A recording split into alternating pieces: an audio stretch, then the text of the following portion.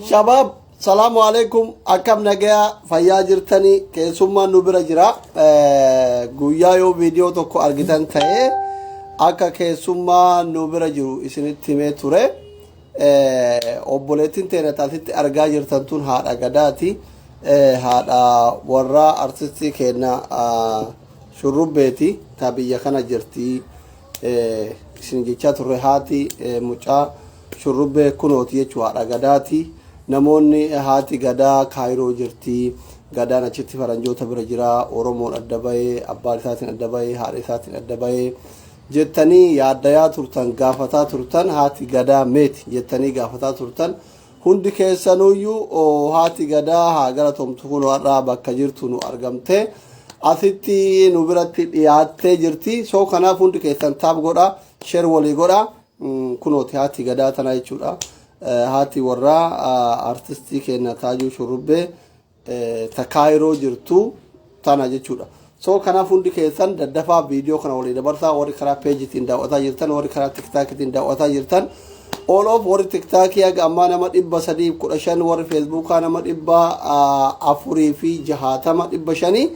kanaaf isin caalanii jiranii jechuudha warri feesbuukaa hamileen simannaa haadha gadaa baay'ee namatti tola kanafi yoo warri feesbuukaa irra baay'ate warra feesbuukaa qofatti himna yoo warri tiktaakii irra baay'ate warra tiktaakitti himna kanaaf hundi keessan sheer walii godha copy links godha warri tiktaakii irra jirtan ammallee duuba jirtanii 400 jirtan isin asiin immootu warri feesbuukaa nama 500 seenaa jirtanii abbaa sheeriin keessan caale biratti hafnaa jechuudha yookiin warra tiktaakii balleessina yookiin warra feesbuukaa balleessina walumaa galatti akkam nagaa fayyaa keessanii ana jiraatu oromooti yabaga jiraatan harmeen haati gadaa yookiin haati warra artistii kenna takaayiroo jirtu kuno isii kana soo asumaan hundi keessanuu gadaan ilma shurrubbee qofaa miti kenna hunda viidiyoo isaa dheengadda haasan dhaqee waraabe argitanii baay'ee garaa nama raasa ilmoon daa'imni xiqqaan sun abbaa ofii haadha ofii osoo jiran jireenyaan gargar bayanii baay'ee tokko nama gaddisiisa waan san hunda mootu hamma dandeenye yaaluudhaaf akka oromoon haadha isaati wal argisiiftu kara danda'ameen akka gargaarsa godhanii fi biraan gayaniif amma fidee isinii dhufe kanaafi assalaamu alaykum warahmatullahi wabarakatuh alaykum salaam akka sagalee keessan dhufa xiqqoo soo qabdan yaagada asii xiqqoo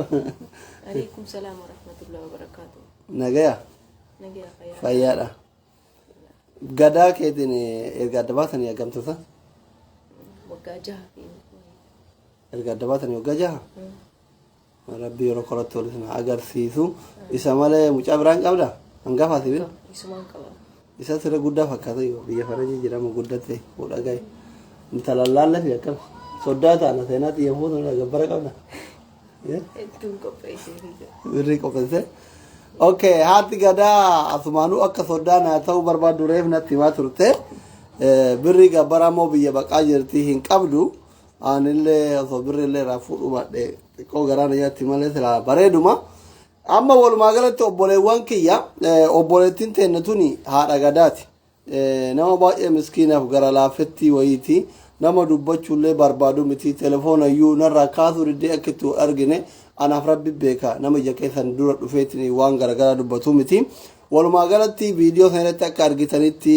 hiriyoonni taajuu ka gabraanii waliin taphataa turan waliin gitaara dha'aa turan waliin qamaa turan waliin qophii garagaraa dhimma oromoo dubbataa turan tokkochi isaa akka dhaqee erga taajuun hidhame akka hin gaafatin mucaan himatee ture jechuun soo homa sansanii fi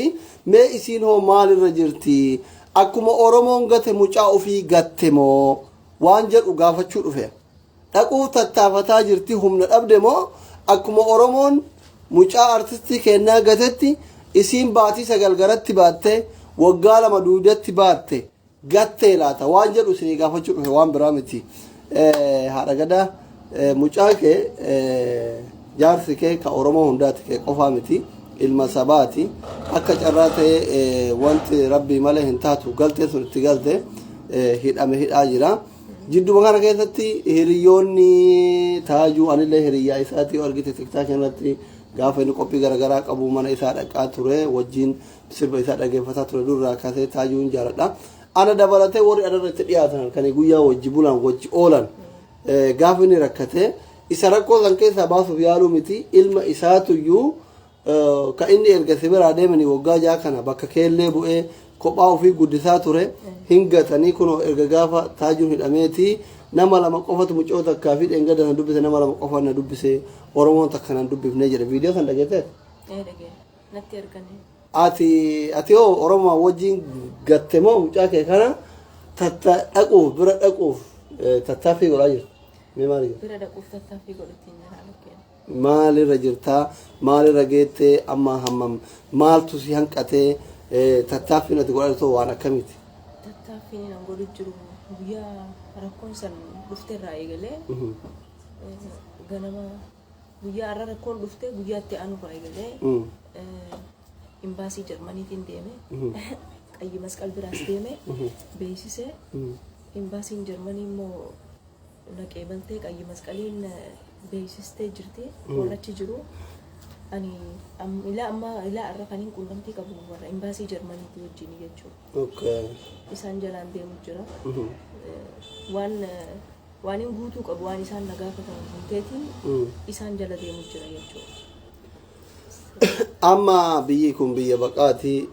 bakka takka deemanii ol deebi'uuf maallaqa barbaachisaa ati mootuu nama ilmoon keessirraa kophaa ta'ee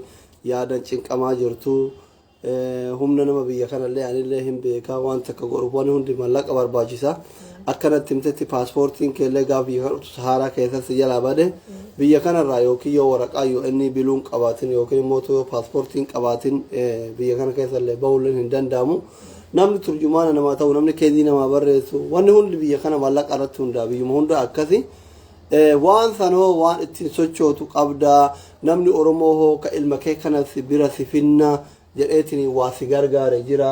garee wayillee haa taatu afoosha wayillee haa taatu ammallee maal community wayillee haa taatu nama dhuunfallee haa ta'u gadaa kee bira dhaquu qabdaa jedhee namni gargaarsa si godhe yookiin si dubbise jira akka jaartii artistii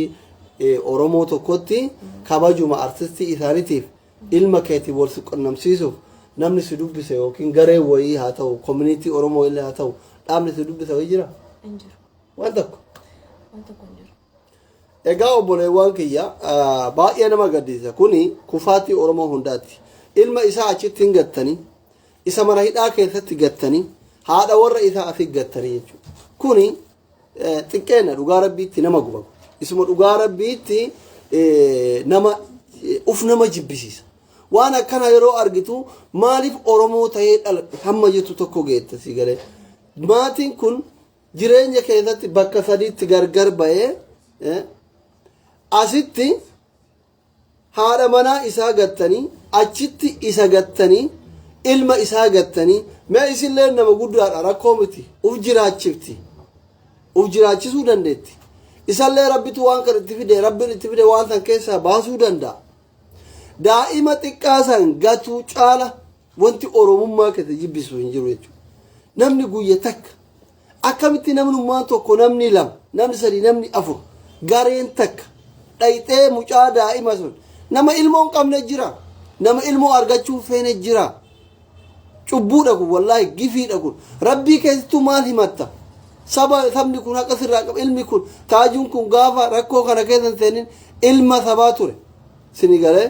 soo kanaafi obboleewwan kiyya amma gabaabumatti waan biraa isin hin jiru mucaani ganama galgala harmeetiyya jedhee booye kaleessa dhukkubsataa ture in dhukkubsata kalee walii beellamanne gizee inni dhukkubsataa achi dhageettu naddawwal akka wayyoo an viidiyoo waraabe viidiyoon haakima tayuufi waa godhuufi obboleewwan kiyya oromoonni jarman keessa jirtan rabbiif jecha ilmi shurubbee ilma keessanii deematiin gaafadha waan dandeettan godhaafi gargaara inni biraan mootu oromoonni addunyaa kana jirtan communityleen oromoo addunyaa kanarra jirtan haati gadaa kunooti haati manaa shurubbee kunooti waan dandeettaniin bira dhaabbadha obboleettii teenna tana waan dandeettaniin bira dhaabbadha akka isiin ilmoo ufiitiin wal argitu godha ilmoo ufiitiin akka wal argitu godha warri sagalee jettan sagaleen hin dhagamu sagaleen kiyya isiin dubbataan jirtu sagaleen kiyya hin dhagamu warri sagalee jettan sagalee isin barbaadan moo sagalee kiyya warri feesbuukaa sagalee nu barbaadan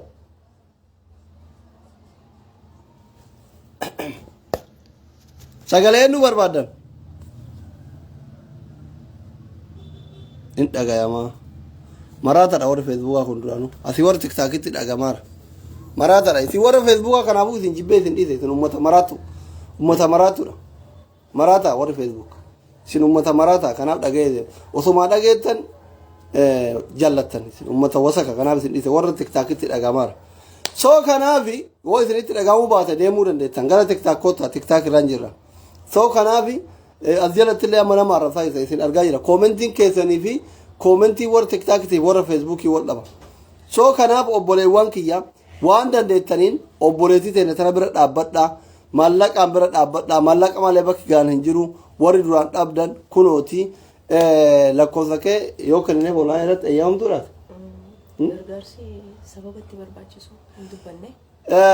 Kanaafi asitti maal jettanii kana maal jettee namicha reefi kana maqaa dhooftan bituu barbaada. Xabaqaa. Amma silaa ishii fayyaa qabdi hin dhukkubsanne waa takka hin taane nama duraanillee uf danda'ee waggaa ja'a eega ilma isiitillee adda bahee jiraataa turedha. Garuu mootuu amma as keessaa baatee biyya san dhaquu fi wantoota garaagaraa isii barbaachisa. Keezii isii barbaachisa. Keeziin kana caala hin jiru. Keezii kana mootuu nama afaan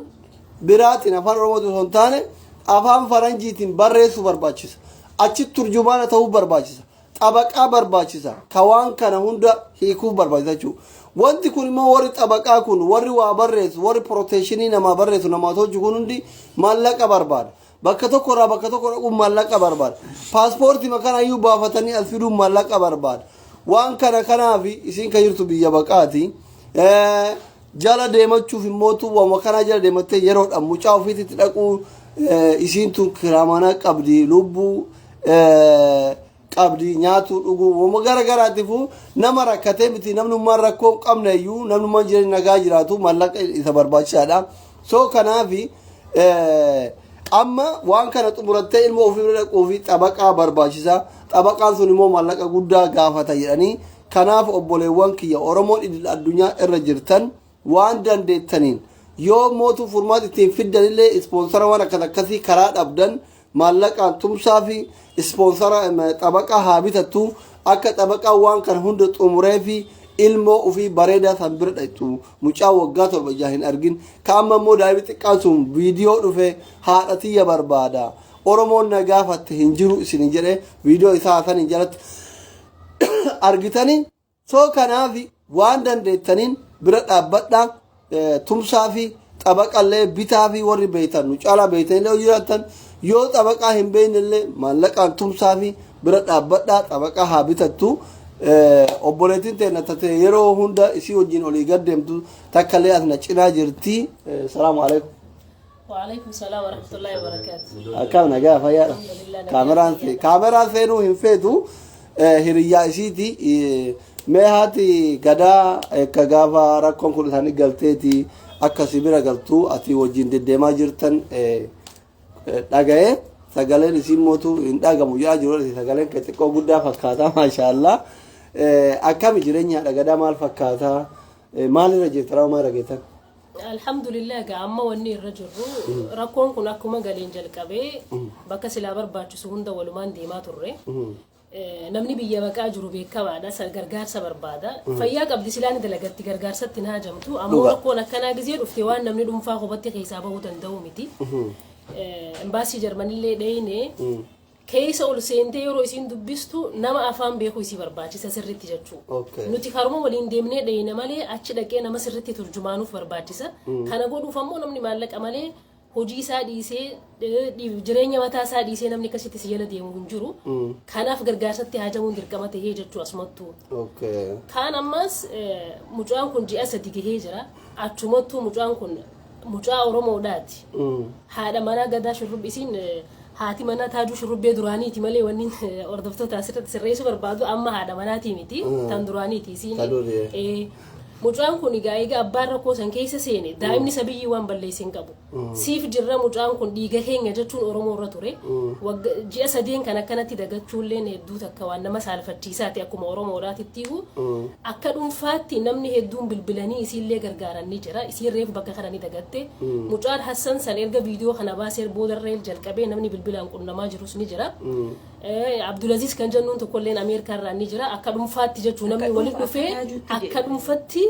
walitti dhufee namni maal si gargaara jedhu ni jira garuu ammoo akkam communityidhaatitti akka hawaasa oromoo bal'aa kanaatti maal godhuu qabna maal si gargaaru namni jeenu sun dhaabbatu jiru tokkollee waa hin agarre kanaaf gamana dhufuun dirqama ta'ee jechuun wanni ammaas barbaadu haadhaa fi ilmoo wal qunnamsiisuudha karaa danda'aniin ispoonsaraan haa ta'u invite godhuudhaan illee haa ta'u asumattuu paasaabora kan akkaataa isin itti baafattu maallaqa barbaachisa karuma hundaanuu gargaaranii haadhaa fi ilmoo akka isaan wal qunnamsiisan wanni gargaarsa uummata oromoo irraa barbaadnu kanumaa jechuu galatoomaa. Baay'ee galatoomaa paaspoortii waan akkasii isiin amma harkaan qabdu gara baasuuf deemtan jechuudha. Paaspoora hin qabdu barahaa kana gaa namni gizee barahaa kana baqa gizee dhufu dokumentiin adda addaa irraa baduu danda'a irraa badeesis karaatti amma hin qabdu kana baafatuudhaaf ammoo biyya tiraayilee baasanii as erguun hin danda'amne imbaasii asii kana jala deemaa jirra kunis ballama dheereessuun ni jira kana baafachuuf ammaas maallaqa gaafatan jechuudha boru kana ma hoottaa isinii kana yoo jedhanii dhuguma dubbachuuf waan paasapoora sanitti baasnu harkaan qabdu. Dhugaa rabbii nama gaddisiisa. Omar inshallah rabbi wal biraa fi dhugaa rabbi anu yo video san argee baay'ee rifadhe namni ilmoo qabu kan namni video san argee rifanne jiru so kanaaf oromootiya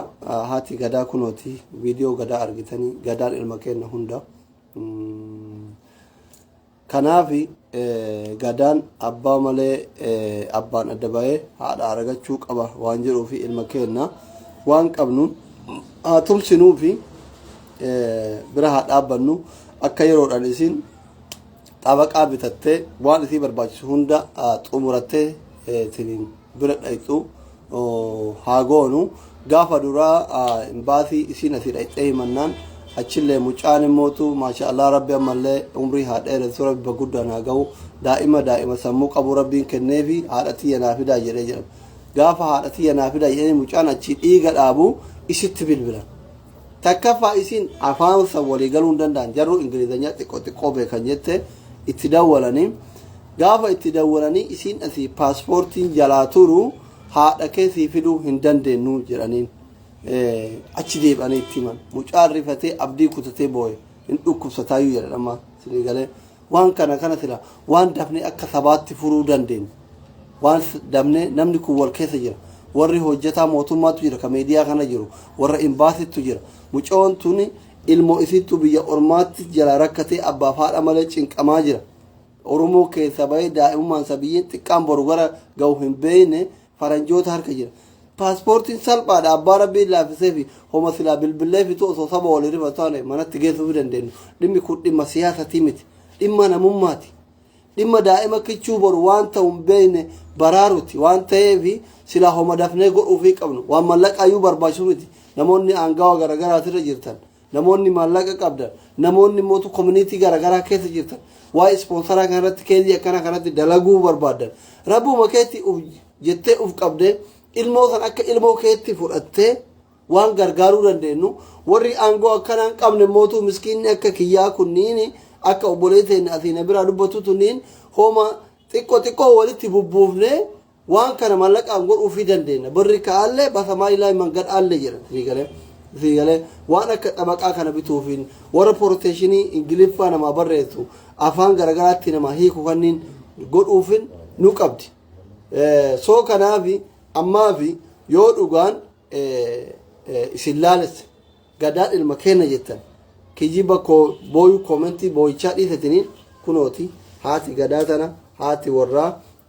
artisti kenna duraanii haati gadaa tana ilmoo isiitiin osoo hin argin waggaa 6 isiniin jettee jirti waan dandeettanii warri sagalee kenna kana dhageettan bira dhaabbadhaa haadha fi mucaa wal agarsiisa isiniin jechuu barbaada waan agammaan dhageeffatanii baay'ee galatooma lakkoofsa kee afaanuma keetti yoo kenneef rakoo moo karaa biraa mee garamiin si argatu yoo kunoo barbaadama. Okay, bilbilli isii namoonni isii dubbisuu barbaadan. Doktor akka biratti qabaqaan bitamaa jedhanii beekte qabaqaan sun Jarmaniitti bitamaa moo asitti bitamaa waan jiru addaan qabee fi ammallee mootu namnummaan qabaqaa kana bituyyuu nama achi ta'uu qabaa miire